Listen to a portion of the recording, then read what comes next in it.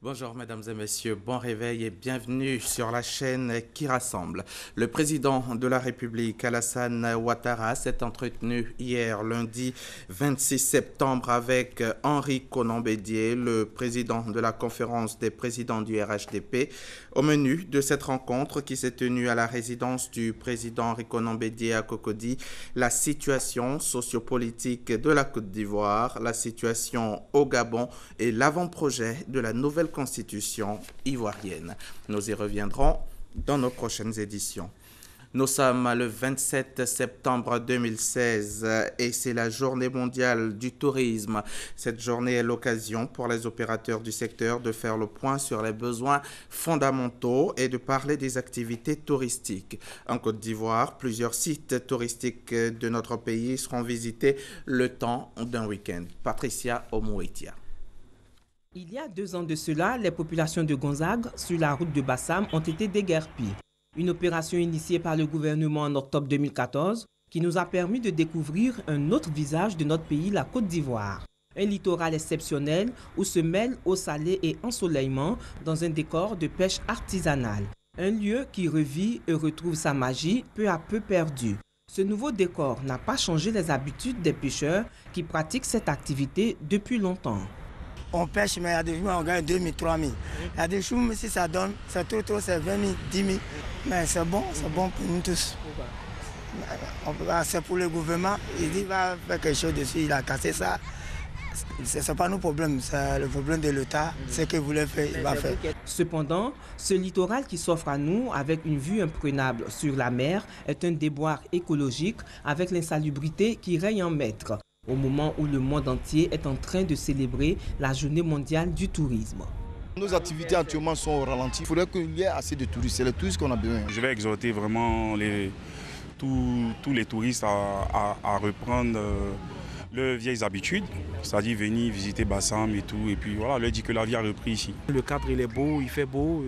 C'est de venir profiter du beau temps, venir profiter de la Côte d'Ivoire, voilà. Dans de nombreuses régions du globe, le tourisme arrive en tête des activités économiques avec ses répercussions sur l'emploi, le brassage des populations et l'ouverture au monde. La rentrée scolaire, c'était le 13 septembre dernier et comme chaque année, pendant cette période, les différentes librairies, qu'elles soient informelles ou modernes, sont prises d'assaut par les parents d'élèves, des parents qui redoutent toujours les coûts élevés des fournitures scolaires. Davis Oyo, Franco Adio. C'est les librairies par terre. Particulièrement, il y a des facilités de paiement. Moi, par exemple, je ne travaille pas. Je ne veux pas aller dans un magasin payer les livres qui sont chers.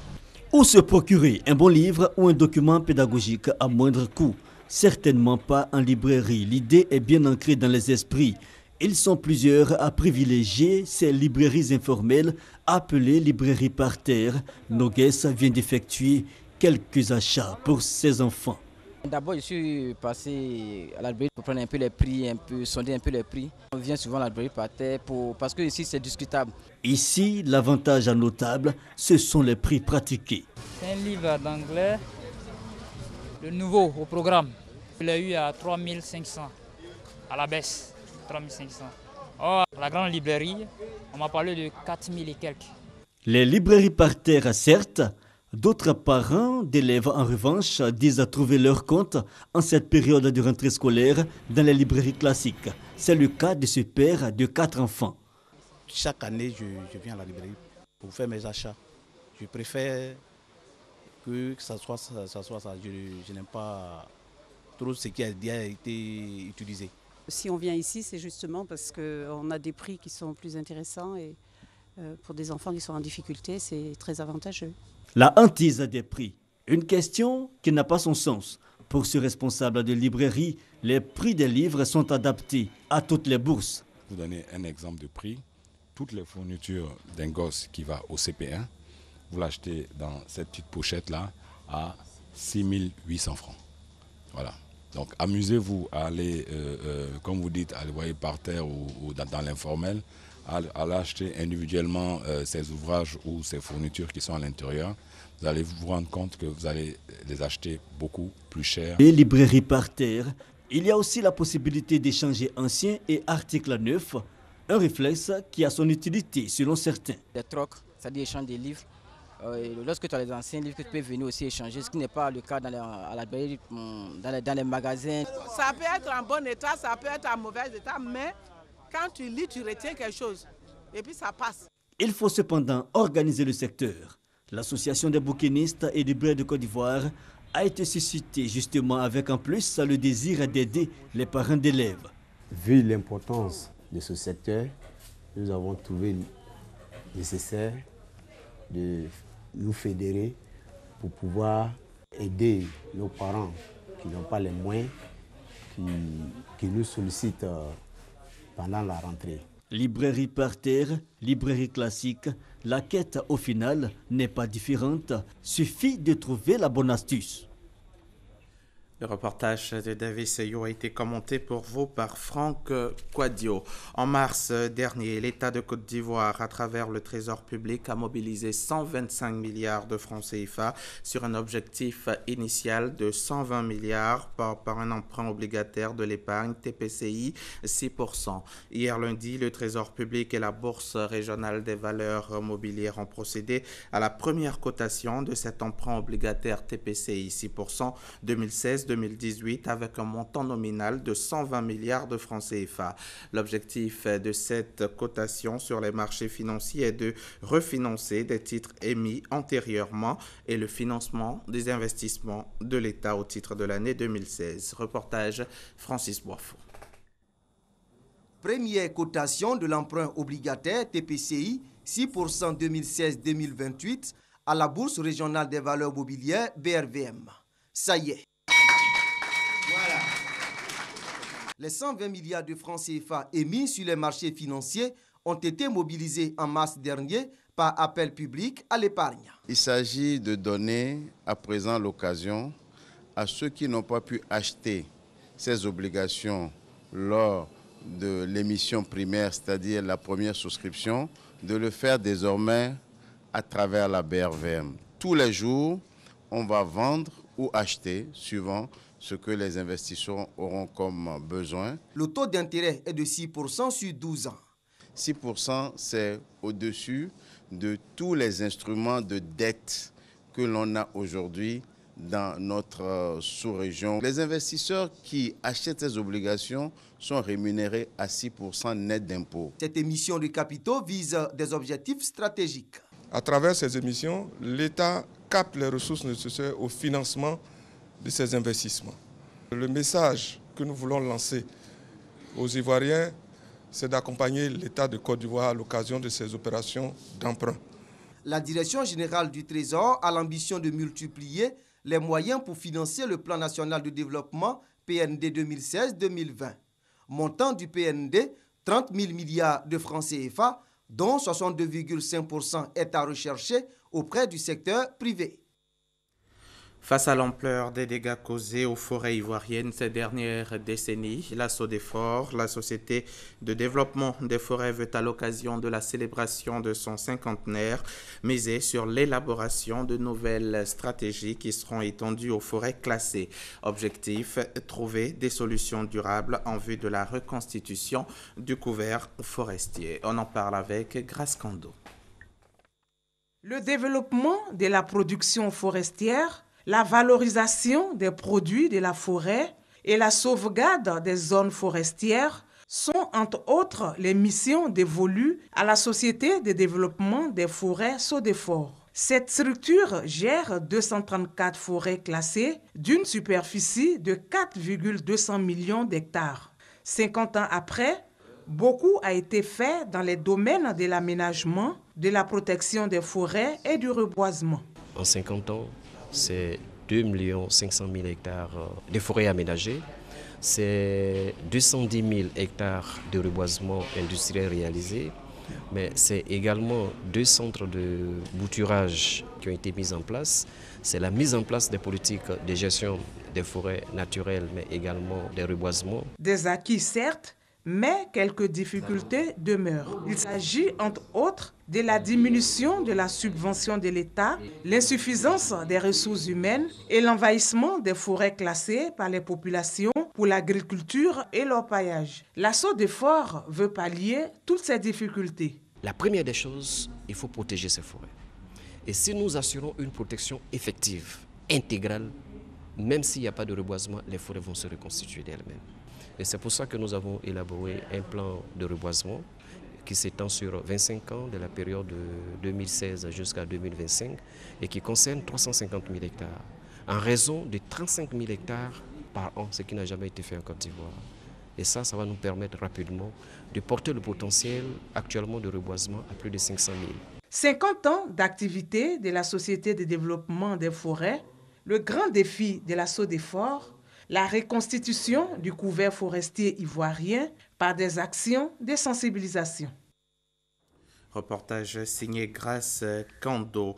La forte pluie qui s'est abattue il y a 2 jours à Bouaké a causé l'effondrement des murs d'une habitation au quartier Air France 3 de la ville. Bilan de ce drame, un mort et un blessé grave. C'est un reportage de nos confrères de RTI Bouaké. Un mort et un blessé. Tel est le bilan de l'effondrement des murs d'un bâtiment de 6 pièces au quartier Air France 3 à Bouaké. Le drame est causé par la grande pluie qui s'est abattue sur la ville la nuit dernière. Le désespoir des familles éplorées. La pluie est venue rentrer dans la maison jusqu'à notre genou. Donc on a trouvé que vraiment ce n'était pas du jus. Donc on est ressorti. Dans ce quartier, les habitations sont construites dans des bas-fonds. Une situation qui empêche le passage des eaux de ruissellement. D'où l'inquiétude des riverains en cette période de pluie. Chaque année, c'est le même problème-là. Actuellement, pour aujourd'hui, là, il y a eu la mort dedans. Actuellement, je suis arrêtée, je n'ai rien pour louer maison. Là où je suis, c'est pour ma soeur. Je me débrouille là, ils n'ont qu'à nous aider, ils n'ont qu'à faire pour que l'eau là puisse passer. C'est désormais pratique courante. De nombreuses maisons sont bâties dans des bas-fonds ou sur des caniveaux. Toutes choses qui causent des pertes en vie humaine en saison pluvieuse. Depuis samedi, la ville de Bouaké connaît de fortes pluies. Des mesures doivent être prises pour éviter de tels désastres. 3 jours seulement après la validation de sa réélection par la Cour constitutionnelle, le président gabonais Ali Bongo Ondimba sera investi pour un second septennat ce mardi 27 septembre. La cérémonie de prestation de serment aura lieu au palais présidentiel du bord de mer. Ce lundi 26 septembre rentrera sans nul doute dans les livres d'histoire. Le gouvernement colombien a signé à Carthagène, dans le nord du pays, un accord de paix avec la guérilla des forces armées révolutionnaires de Colombie, les FARC, qui doit mettre fin à plus d'un demi-siècle de conflits armés sanglants. Au Mali, pour la première fois, un djihadiste présumé est jugé pour la destruction de 9 des mausolées de Tombouctou et de la porte secrète de la mosquée Sidi Yahya. Le verdict sera rendu le 27 septembre prochain, demandant aujourd'hui donc à Tombouctou. Les habitants de ce drame sont prêts à pardonner. La pression montait aux États-Unis avant le premier débat présidentiel entre Donald Trump et Hillary Clinton. Un débat qui devrait attirer une audience record, près de 100 millions de personnes, tant les personnalités des 2 candidats à la Maison-Blanche sont aux antipodes, qui sont Donald Trump et sa rivale Hillary Clinton. On regarde. Démocrate à la présidentielle, Hillary Rodham Clinton, 68 ans, est de la même génération que son rival républicain Donald Trump, 70 ans, et tous deux viennent de New York. Mais c'est à peu près tout ce qu'ils ont en commun. Avocate diplômée de Yale, Hillary Clinton a été secrétaire d'État, mariée à l'ex-président Bill Clinton. Elle a déjà occupé la Maison-Blanche en tant que première dame et compte plus de 30 ans d'expérience en politique. Diplômé d'école de commerce, Donald Trump est un magnat de l'immobilier et une star provocatrice de télé-réalité. Il n'a pas le pédigré politique d'Hillary Clinton, mais il est devenu un champion de la scène médiatique. Politiquement, les 2 rivaux sont aux antipodes. Hillary Clinton veut introduire une réforme globale de l'immigration pour protéger les familles. Elle souhaite mettre fin aux expulsions des personnes arrivées récemment, sauf si elles ont un passé criminel ou constituent une menace pour la sécurité nationale. Donald Trump préconise la construction d'un mur le long de la frontière sud, payés par le Mexique. Il veut aussi abolir l'obtention de la citoyenneté par droit du sol, bloquer l'immigration et interdire à tous les musulmans d'entrer aux États-Unis pour lutter contre le terrorisme. Hillary Clinton s'est engagée à mettre un terme à l'épidémie de violence par arme à feu. Elle prône une vérification approfondie des antécédents des acquéreurs, une limitation du type d'acheteur et la disparition des armes militaires des rues. Pour Trump, le droit de chacun à conserver et porter des armes est non négociable. Les détenteurs d'armes devraient être autorisés par la loi à se défendre. Hillary Clinton est une personnalité bien connue, avec un programme politique solide et qui soutient depuis toujours les femmes, les enfants et les minorités. Donald Trump est un anticonformiste qui veut bousculer l'ordre établi. Ses prises de position peu orthodoxes attirent beaucoup de lecteurs. Hillary Clinton a utilisé une boîte mail non sécurisée et personnelle lorsqu'elle était secrétaire d'État, ce qui a entaché sa réputation. Donald Trump est imprévisible. Il a été accusé de surévaluer le succès de ses affaires et de pratiquer une médisance sans précédent pour vaincre ses rivaux. Et voilà, le face-à-face a eu lieu hier soir à New York. Débat très dense et tendu donc entre Hillary Clinton et Donald Trump. La candidate démocrate à la Maison-Blanche a choisi d'adopter une stratégie d'attaque pour ce premier échange d'1h30 avec son adversaire républicain. Voilà, fin de ce journal. Mariam Touré prend le relais.